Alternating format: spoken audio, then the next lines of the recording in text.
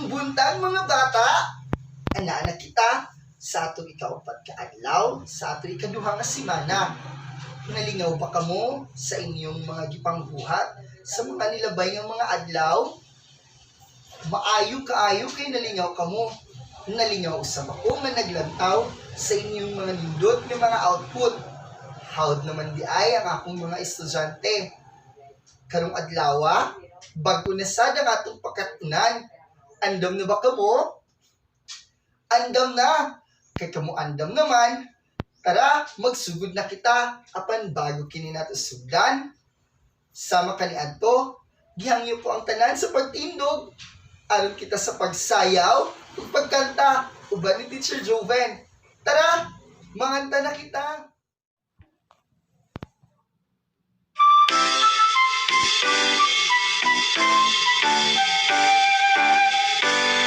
Sampung mga daliri, kamay at paa, dalawang tenga, dalawang mata, ilong na maganda, maliliit na ngipin, kasarap kumain, bilang maliit nagsasabi, wag magsinungaling.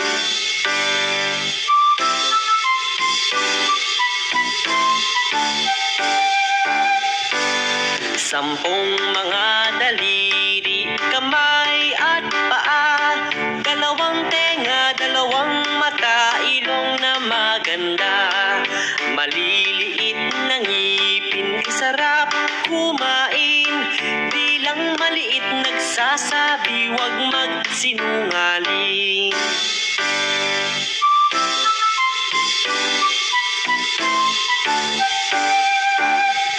Nalingaw ba kamo mga bata? Maayo kay nalingaw. Ako usab nalingaw nga nagtan-aw diha sa inyo ha. Karong adlaw, bag-o na sad ang atong makatunan.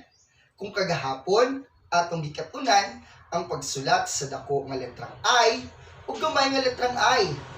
Karon na sad bagong letra ang atong pagkakatunan sa husto nga pamaagi sa pagsulat niini. Unsa kini? Ali, atong tan-awon. Mga bata, aduna ako ipakita kaninyo nga mga hulagway. Andam ba kamo nga hinganlan kini? Andam.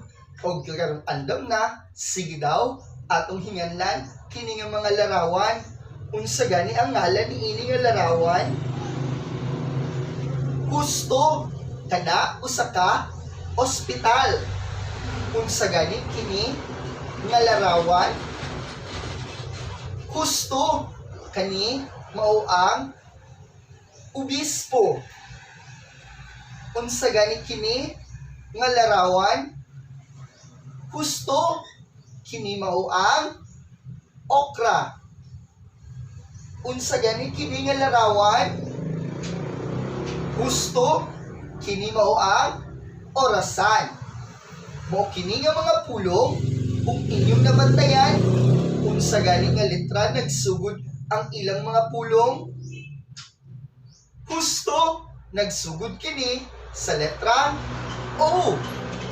Ug karong adlaw, atong pagkakatunan ang pagsulat sa husto nga pamaagi sa dako nga letrang O, gamay nga letrang O. Andam na ba? Maayo, tara, sugdan ta ang pagsulat.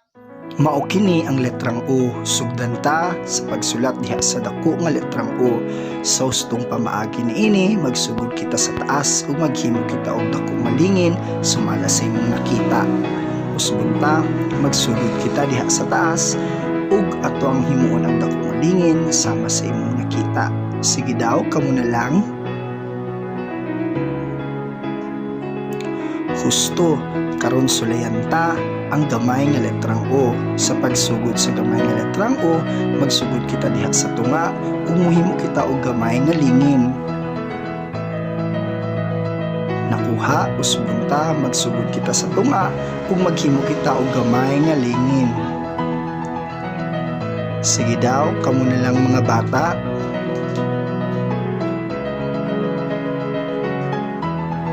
Husto, mao kini ang letrang O.